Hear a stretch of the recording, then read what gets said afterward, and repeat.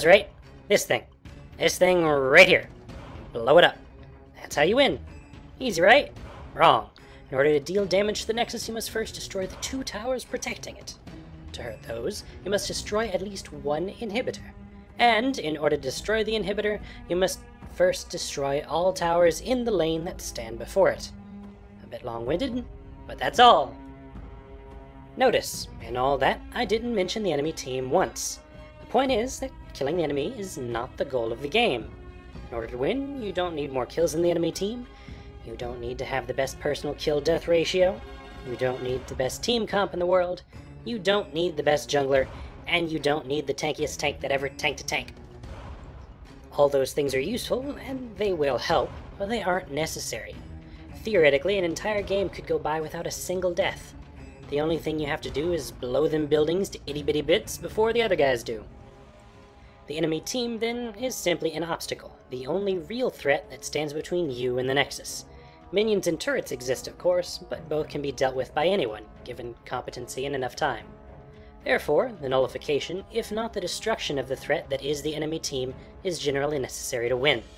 The threat is nullified when the enemy is not around to threaten, or is too weak to further pose said threat. There's plenty we can do to try and achieve either of these states. So, first let's talk about your opponents not being around. It's a fairly simple concept. If no opponents are near enough to stop you from pushing a turret, obviously you should, in most cases, push the turret. The sooner you destroy it, the sooner you can win after all. But how do you know? If the opponent is in that bush right behind you, you'll probably just get yourself killed. Therefore, it's always important to know where the enemy is. Or, when that's not an option, know where the enemy is not. The minimap is your best friend in this endeavor. Just start counting enemy icons. If at any point you don't count 5 enemies on the map, and you can't account for the others, such as if they just died, or you know for a fact that they're on the other side of the map, it's probably not a good idea to go blast that tower. This is where wards come in. I could fill a whole video on warding, and I probably will later, so I'm just going to go over the basics here. Wards give you vision. If you can place a ward such that you can see whenever an enemy comes within a threatening range, you don't have to worry so much about where they are. So long as you know that they are not in the one place that they can attack you from, then you're safe. But as soon as you see them heading towards you, you should definitely back up. Knowledge is power. And while we're talking about wards, we should also mention the item Wriggle's Lantern, which gives you free wards, and the summoner spell Clairvoyance, which gives you vision for a short time. Everything you can do to know the enemy's position will help you out, not only in knowing if it's safe to push, but in planning strategy and pouncing on secondary points like the Dragon and Baron Nashor. Next is the much larger topic of outclassing your opponents. Much of this will come with practice, knowing your matchups, knowing what items to build and when, knowing how to land your skill shots, and so on. Some of these you can't even affect, like what champions your opponents pick. Instead, we'll focus on the 2 things in any game that you can learn to maximize over your opponents, regardless of skill level: gold and XP. Gold and XP both boost your overall effectiveness in the game, but do so in different fashions. XP will get you levels, which will boost most, if not all, of your stats slightly, as well as giving you access to more or better abilities. XP has a hard cap at level 18, meaning that any advantages in level must be gained early and must be leveraged early. Given enough time, regardless of comparable skill, both teams will reach level 18, so at that point your advantage will be lost. Gold, on the other hand, will buy you items. Items give a much higher boost than gaining levels, but only in specific areas. For example, the basic longsword will give Tryndamere about 3 levels worth of attack damage, but will not give boosts to other things levels give, such as health and armor. Gold has a soft cap whenever you fill up your 6 item slots, plus consuming all the available elixirs. However, items can be sold and replaced, meaning more gold will always grant you the flexibility to change your strategy. Given their differences, we can deduce that an advantage in levels is most useful in the early stages of the game, especially as it gives you more health and more options in your abilities. A gold advantage, when well spent, is useful throughout the game, but is much more likely to grow over time. Furthermore, gold is much easier to manipulate as an advantage, as even the weakest enemy can gain XP by standing near dying minions. So, considering all that, let's talk gold. Your goal is to get as much gold as possible, not just for yourself, but for your entire team. Even if you think the rest of your team is bad and should uninstall the game, more money for them will improve their performance at least a little. There are 4 major sources of gold on the map: turrets, the dragon, champions, and minions. The turrets are your highest priority. Not only does destroying one give each member of your team 150 gold, for a total of 750, but it furthers your goal of destroying the enemy nexus, as well as shrinking your opponent's zone of control. Next is the dragon. The dragon spawns 2.5 minutes into the game and respawns every 6 minutes after it dies. Killing the scaly beast nets your team 190 gold each, plus an additional 25 gold for its killer, for a grand total of 975 gold. Controlling the dragon as a team is very important for gaining a gold advantage, especially at higher levels of play. A consistent gain of almost 1,000 gold over the enemy team every few minutes is nothing to scoff at. Killing enemy champions is the other main source of getting big chunks of gold all at once, but is also the riskiest.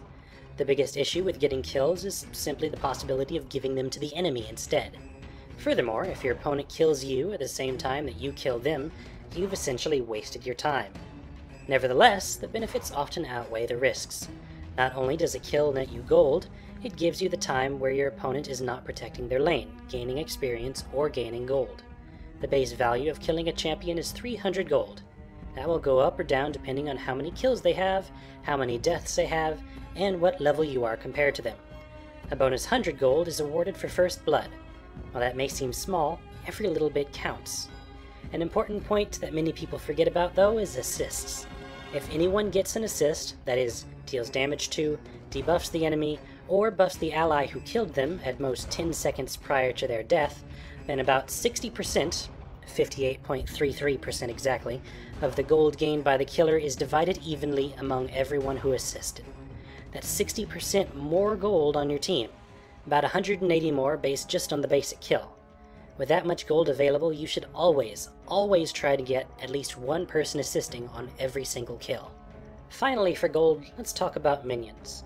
Minions are the most abundant and the safest source of gold and XP in the game, though they give both only in small doses. You gain XP just by standing near minions when they die, but you have to get the last hit on a minion to get gold from it. Practice getting last hits. This is one of the most important skills you can learn for getting an advantage over the enemy. Every 30 seconds, a wave of minions will spawn at each base. Every 3 waves, a siege minion will spawn, which changes to every 2 waves after 35 minutes. The first wave, if you manage to get every last hit, nets you about 104 gold, and every few minutes that number will increase by 1 gold per minion. Just quickly running the numbers in your head, you'll find that 3 waves is about equal to a champion kill. So what this means for you trying to win is that though trying to kill your enemy in lane is highly beneficial for more gold, XP, and lane dominance, it is safer and often equally lucrative to sit back and farm minions. It might be a bit boring by comparison, but again, try learning to last hit. You'll end up with more money in the long run, and with time and practice, you'll learn when it's a good time to go smash faces instead. There are several methods to maximize your gold and XP gain as a team, most of which revolve around having a jungler. A jungler is a member of your team who does not stay in a lane during the early game. They instead wander between the lanes, killing the neutral minions, helping out when a lane is in trouble, and ganking whenever possible. In this way, at least in the early game, the jungler can keep up with the rest of the team on gold and XP. Meanwhile, that frees up another lane to only have one person in it. A solo lane gets all of the XP to themselves, rather than sharing with a lane mate. Plus, they're free to get the last hit on every minion, thereby maximizing gold. The current popular style when a jungler is present on the team is to have an AP caster of some kind alone in the middle, a beefy character in the top lane who can sustain themselves alone for a long time, and 2 more characters down in the bottom. But even here, the pros try to maximize gold. Rather than have both players farm the minion, only one does so, while the other, usually playing a support character or a tank, will only assist but never take the last hit, instead relying on items that passively give extra gold to get what they need. Jungling is a huge and complicated topic all its own, so let's file it under future episodes. For now, I'll leave a few links in the description to some jungling videos by other people. And before you all start commenting, "But again, I saw the World Championships. They swapped lanes all the time." Yeah, they did. And that's great.